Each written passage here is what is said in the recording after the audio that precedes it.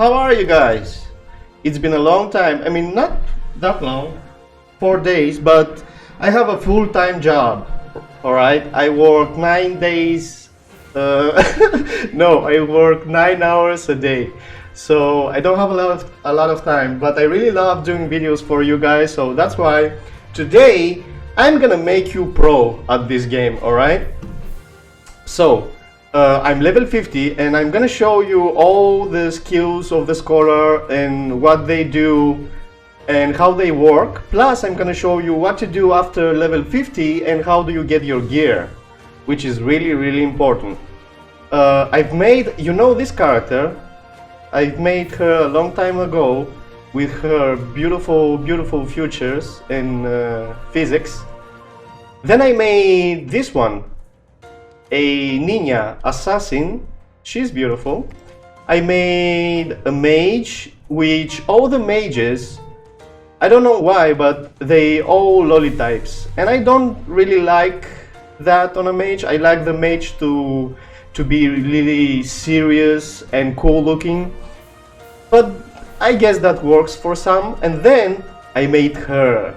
Look how beautiful she is. Look at that. I mean, I really want to play her, but I don't have any more time to play any more characters. I really want to play her just because she looks cool. Not because of the class, but because she looks cool. Anyway, let's start. Hey honey, look how beautiful she is. Oh man. Here I am, as always, full of people. Look at that. And this is not even one of the major areas. And look how many people there is. This game is blooming so fast. It's crazy. All right, let's begin, everyone. So first of all, let's talk about advanced classes on Scholar. Once you reach level 50, you see, when you press P, you see here your character info, and then you go to details, and here, evolution info. You press on that. So scholars can be clerics, shamans, or oracles. Clerics are more of a supportive. They do damage, don't get me wrong. Don't get me wrong. Excuse me. But they more of a supportive. They have magic attack more than usual. Then spell power increases for every enchantment, enhancement or enchantment, whatever you want to call it. So then we have Shaman. Shaman is if you want to do damage by yourself, then Shaman is your class, and it's really good for PvP also. And at the end you have Oracle, which is for both. You have spell power, physical defense increases for every enchantment. So really, if you want to be most useful in PvE, you go Oracle. If you want to go for PvP, you go Shaman. Mixture of those two, you go Cleric. All right. So I'm gonna choose Shaman. Let's confirm. But everyone, there is a catch. You see here, class evolution. In order to evolve to one of these classes, right here, you need some XP. As you see here, I need 300,000 more XP. Which is freaking a lot, man. Do I need to kill more things? Come on. I've killed the entire population of Earth, man.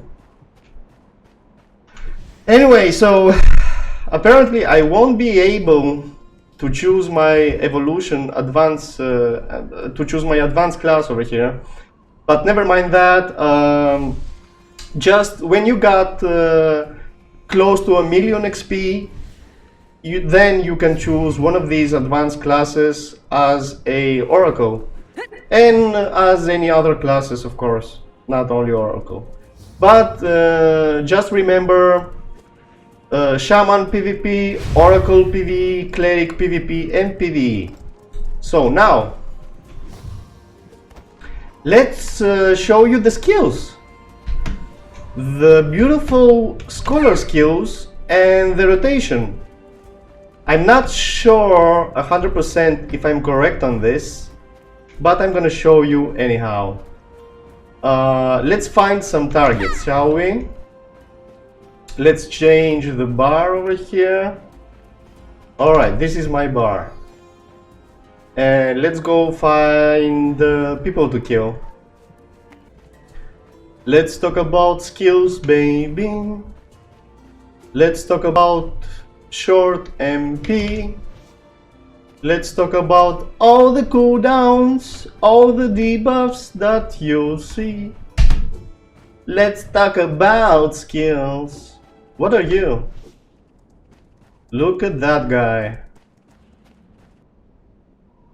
Alright, skills. So, if you see here, by the way, let me show this. I don't know if I show that. Let me get a clear bar. Let's say, oh, I have only 3 bars. Alright.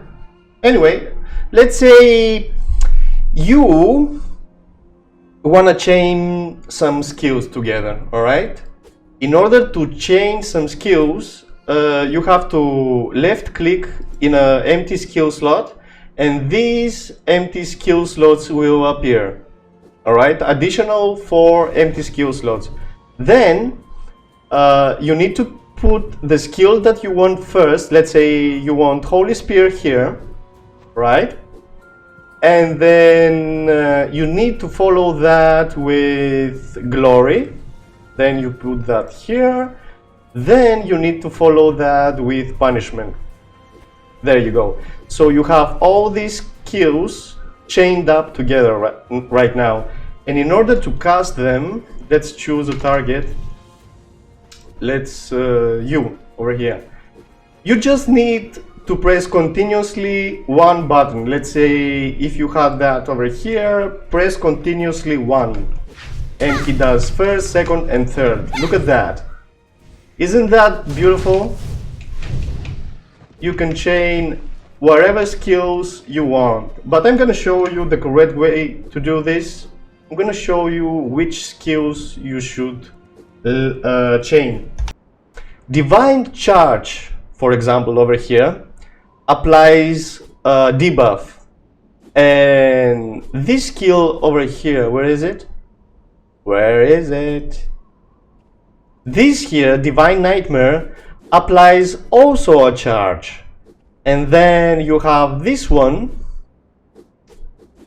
Divine Assault, which detonates the arc ball to inflict damage to the target. I mean, detonates all the charges. So what do? You put in the empty slot the first one, Divine Charge, then in the second slot, Divine Nightmare, which gives additional charge, and then you detonate these charges. I'm gonna show you right here on a mob. Hey, you, no. Oh, let's, here, the Snake Lady. The beautiful Snake Lady. So, we apply, we apply one charge, you see over here, then we apply another charge, charge 2, and then we detonate that. There you go. And then I have another charge, and then I have charge 3, which I can detonate, but my detonate skill is on cooldown. But now, you see, I did nearly 3k damage. Alright, so you apply charge 1, then charge 2, and then you detonate these charges to do a large sum of damage. Then we have this one, Holy Spear. Holy Spear, Glory, and Punishment. So Holy Spear, where are you? Over here. Holy Spear applies punishment. Glory applies punishment also. And then punishment detonates those punishments. I'm not explaining it right. I'm not best at the explanation because my English is not perfect, but I can show you the end result, so it doesn't really matter. All you need to know that you can chain all these three skills. You can chain those two also, or that one and that one together. You don't need to follow up all three together, but all three together do the max damage that you could do. Alright, let's test that. Alright, so we have Holy Spear, Glory, and Punishment. When you do Holy Spear or Glory, you apply a punishment debuff. Let me show you. There you go. This is the punishment debuff. And when you press punishment, look at that damage. 3k damage because he had the punishment debuff on him. Right? So it's really powerful shit, all these three together.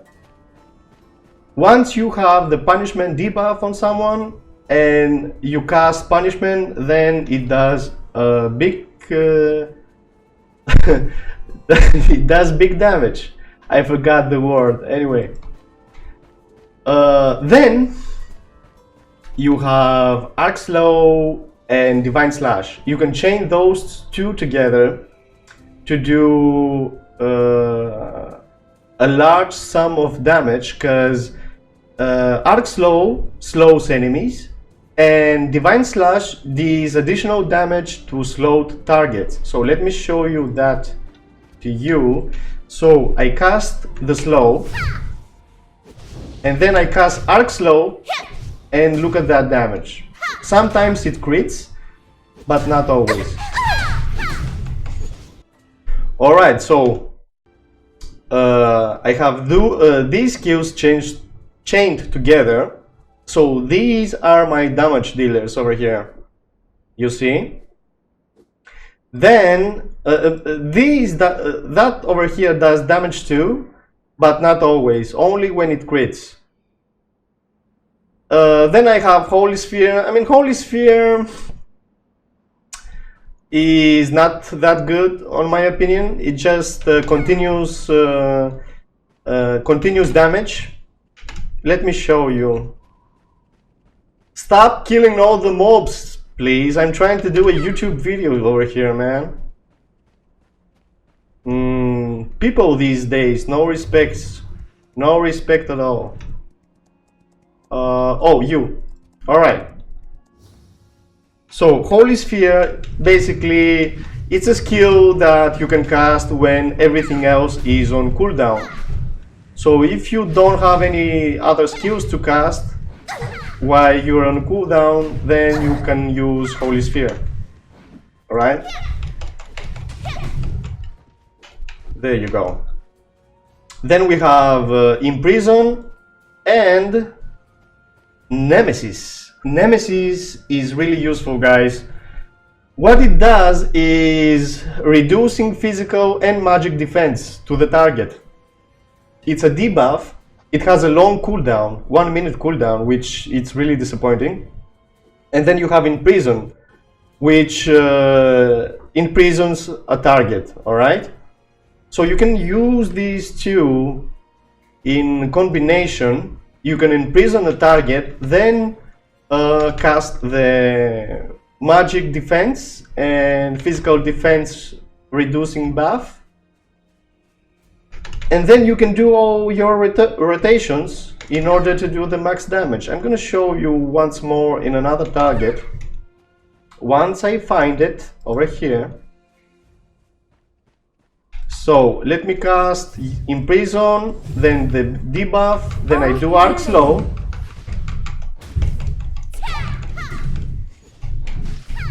For some reason, I'm not doing much damage right now.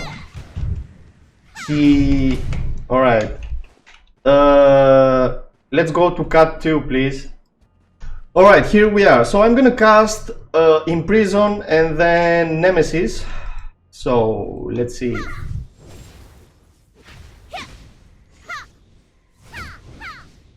And look at that damage. Did you see that? 4.5k damage. That was a lot. So this is what Imprison and Nemesis do. Then we have Divine Shell. Grants a holy barrier to the party member. So I'm gonna show that to you. Here we are. It's for 10 seconds and increases physical and magic defense, which is useful, but only 10 seconds. It's not that big of a deal. It can save you from some situations, but I don't know. It's not my favorite. And then we have this one, Cure, which is one of my favorites, if I might say.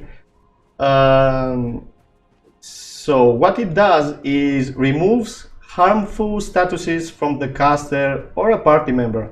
So knockdowns or stuns, once you get them, you press this one, Cure, and everything is gone. Same as this one, but this is a little better than the other one. So what it does is teleports you backwards and removes all negative statuses like knockdown, stun, and biting. Let me show that to you. There you go. I teleported back and I removed everything bad that I had on me. Of course, we have some stuns and some binds, which are roots skills, as we say. Let me find another target. Why did I choose this stupid area to do a video? I can't find any mobs around. Alright, let's go to another area. I'm gonna show you what the rest of the skills does. Oh, never mind. I found a pig, a boar.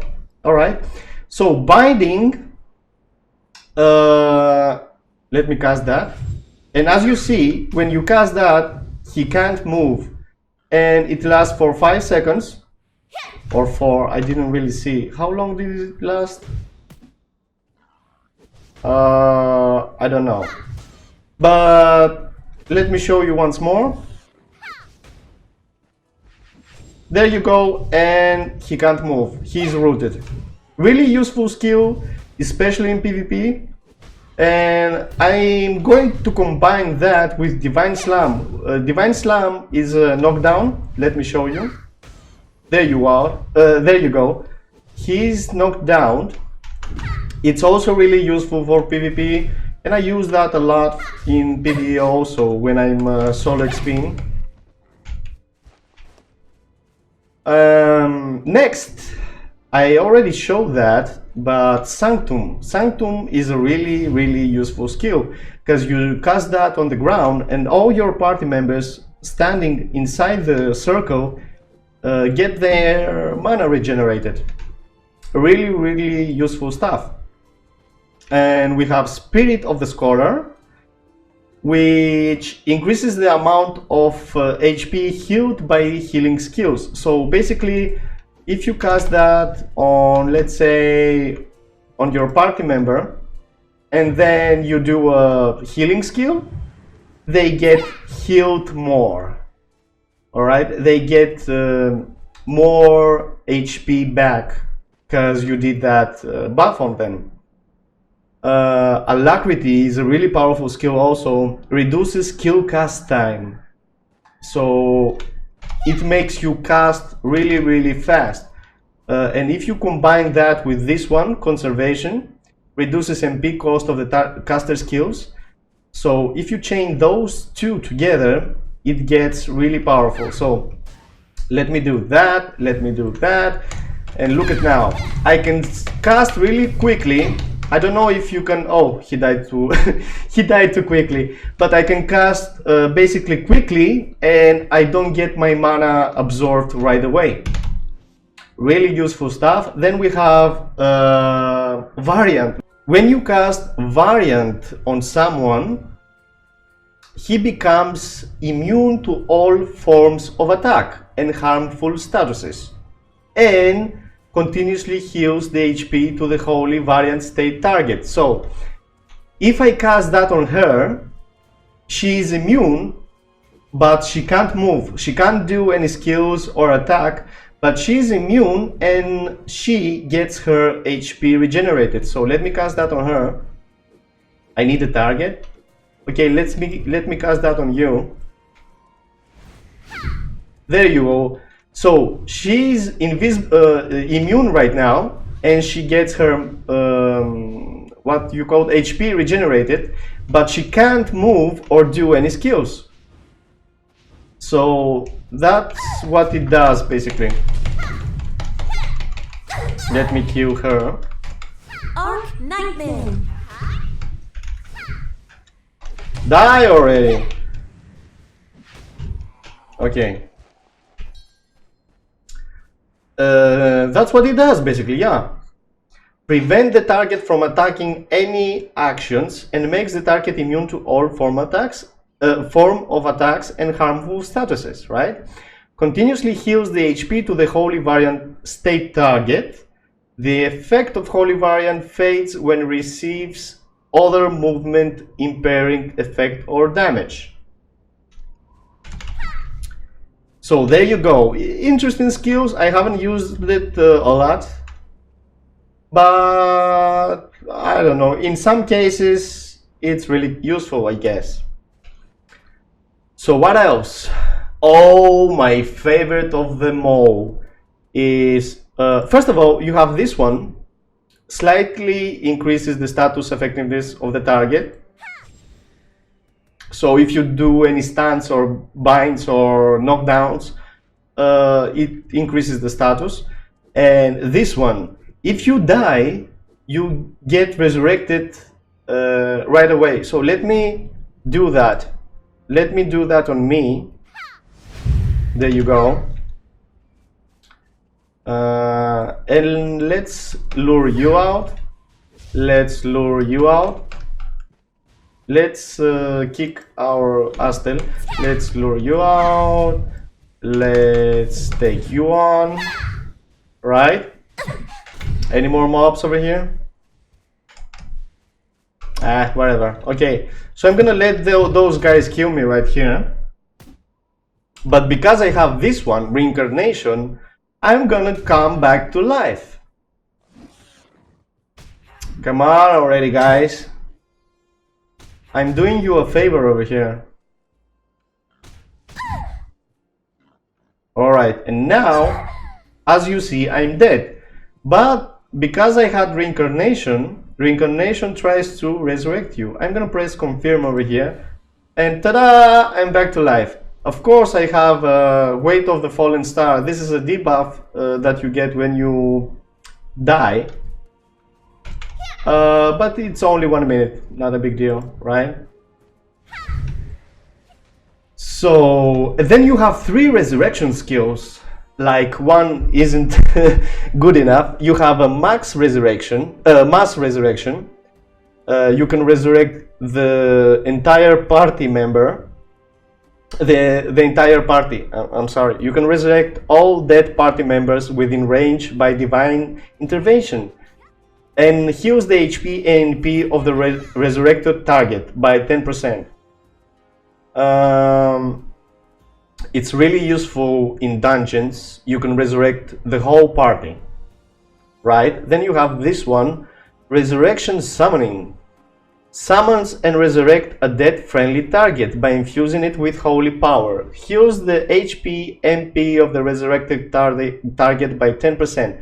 Same as this one, but this is a single cast, only for 1. And you have the single resurrection, the regular resurrection, resurrects a dead party by infusing it with holy power. So it's the same thing.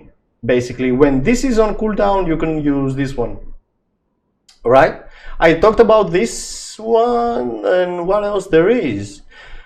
Oh, Devotion. Instantly heals the HP of the caster or a party member by detonating the power light of salvation. Okay, this is some powerful shit, but it eats all your mana. Let me show you that. You go out Knightly honor. and go attack that snake lady. Attack it. Alright? So if I cast that to her, she will get full HP. Even when she is with 1 HP, she will get full. Right? But look how much mana did that took. So I don't really use devotion unless I'm in a really big trouble. I usually use redemption, which is the same thing. Instantly heals the HP of the caster or a party member with the light of salvation. It's the same thing basically, but it uses less HP. All right, this uses 3k. No, shit, not HP, MP, you idiot. Anyway, it's basically the same thing, but this uses less MP, right? So this is 3k NP cost and devotion is 5k NP cost. So it's a big difference, right? So I don't really use this one. I usually use that one. Divine Anima instantly heals the HP of all party members. Really useful stuff. There you go.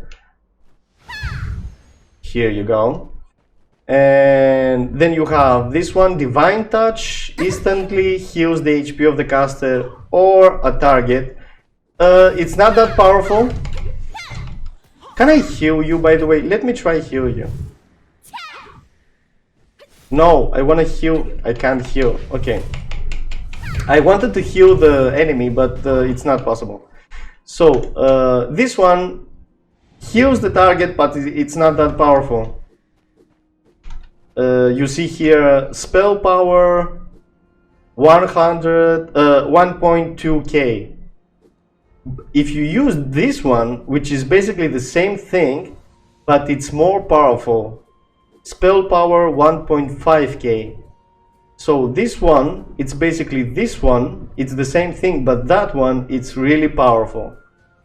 So, but that, it's less HP. So when you're in a party and you say your tank is doing well, is not getting much damage, you constantly use this one, Divine Touch.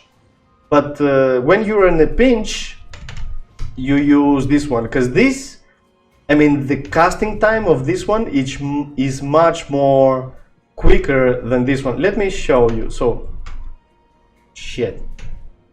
So here, look at that casting time. But when you use that one, instantly.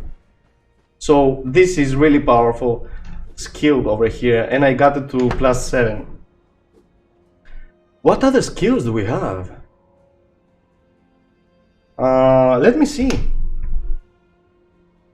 I talked about all of them, right? Benediction. Oh, another beautiful skill. When you cast this one, it's basically this one, but for all party members. Recovers the HP of all party members within range with divine energy. It's really quick. It has a really quick casting. Basically, it says no casting, which means no casting time. It's really quick. It's like this one, and it heals all party members. But you see there, MP cost 1.7. It eats your MP really fast. Let me do that. There you go. Nothing special, not many visual effects, but it's really powerful. What else? What else? What else? What else? Divine Protection. This is really a good skill too. Let me go to my other bar. Let me remove these. Let me go here. So, Divine Protection, what it does, creates a holy barrier around party members near the caster to increase their physical and magic defense and status evasion. So when you cast that, their physical and magic defense increases, and they don't get that much stunt or bind or how do you say, knocked down, right? So I'm gonna show that to you. There you go. So all the people inside that circle that I did get that buff. It's for 8 seconds only, but what can you do? It's really sorry again. It's really useful in parties. So these are all the skills, guys. I talked about all the skills. Isn't that beautiful? Am I the best or what? What's next? All right, now let me teach you how to get your endgame gear. All right, I have this one, Ismo stuff, which is for shamans only, and you have this one, which is also for shamans. Although I don't have the advanced class yet, I picked it early because later on I'm gonna go shaman.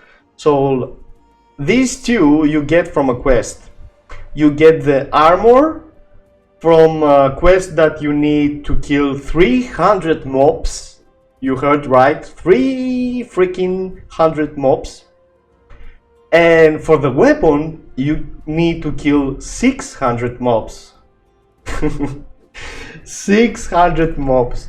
It's not that bad, and I'm gonna show you why. Let me go to the area where you get the quest, and I'm gonna explain. So once you're level 50, your main quest is going to take you here in this. Your last main quest is going to take you here in this beautiful waterfall. And once you go through that waterfall over here, you see this beautiful gate. So go through that gate. So once you are in here, I came from that gate over there. So once you are in here, this guy over here ends your main quest. You go then to this chick over here, type G3 Aura. She gives you a quest that says that you need to complete 3 dungeons, party or solo. These 3 dungeons are Hashmal, Lagash, and Sansara. Once you complete these 3 dungeons, you come back, and then she says, hey, you know what? That wasn't enough. You need now to kill 300 mobs, and I will give you the legendary armor. So in order to kill these 300 mobs, to get that armor, you need to kill, where is it? Let me go to the map. So you need to be in Athlon and kill 300 mobs over here, around here. It's easy to find a party or expedition, as we call it, with other people, in order to complete the quest quicker. So if you are in expedition is basically a party of 12 people, let's say, right? So once you find an expedition of 12 people, you go around here and kill these 300 mobs. It's gonna take an hour or so to kill all these 300 mobs if you have a party. If you are solo, it will take about your whole lifetime. In order to find a party, you go here to party recruitment. Party recruitment, and you see here different kinds of party if they're looking for, or you can post your own recruitment, or you can go here and find some other parties. So at this time it's easy to find a party for the 300 mob quest, and then once you kill the 300 mobs, then she'll say, you know what, I'm not that I'm not that pleased with you, so you need to kill another 600 mobs in order to get your legendary weapon. So in order to kill these 600 mobs, you have to go to here, to Greyleaf, I think. And you have to kill 600 mobs over here in this area. Once more, it's easy to find a party for 600 mobs with other people. And if you do that, it will take probably 3 to 4 hours to complete the 600 mobs. And again, if you are solo, it's going to take years. So find a party, guys, don't be stupid. So once you get your weapon here, your legendary weapon, and your legendary armor, you probably need to... where is it? You probably need to attach some runes to the armor. It will be really useful. So attach some runes to that armor and that piece of legendary stuff or weapon, whatever you have, and you will be good to go to do these dungeons over here. Let me show you. Let me go over here. You will be good to go to do these dungeons over here, the legendary ones. You have Hashmal Laboratory, the regular one, and you have the legendary one. I don't know why and what more it gives you, because I haven't done it yet. But yeah, you'll be able to do these ones, and there are more. You can do Crimson Rock Valley, you can do Ruthless Den. All these 3 are legendary. But in order to get your accessories to legendary, I'm going to show you what you need to do. First of all, you need to do your daily dungeons in order to get this currency over here. Where is it? Where is it? Over here. So do your daily quests after you're level 50 in order to get these coins over here. What you get with these coins, I'm going to show you right away. Keep an eye on your journey. So I'm here at